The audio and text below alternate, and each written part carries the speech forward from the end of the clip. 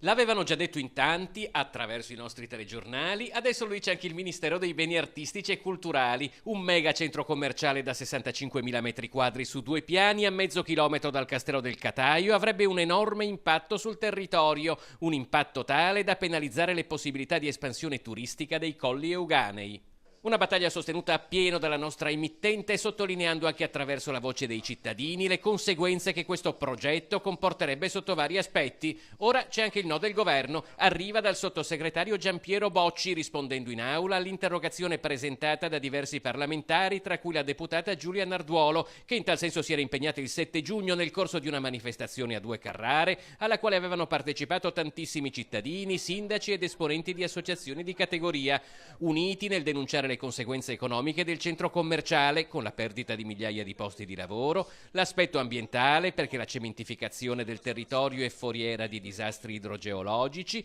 e quello culturale, per lo sfregio al Castello del Cataio e al paesaggio dei colli. Queste ultime due tesi appaiono pienamente sposate anche dal Ministero. Esulta il presidente di Confesercenti Padova, Nicola Rossi, perché adesso afferma, anche se il comune di 2 Carrare dovesse procedere con l'approvazione dell'accordo di programma, potrà comunque essere bloccato nell'iter successivo grazie all'intervento della sovrintendenza. Secondo il presidente di Ascom, Patrizio Bertin, sarebbe un errore credere che la partita sia completamente vinta, ma il giudizio del Ministero, aggiunge, ha già il sapore di una sentenza.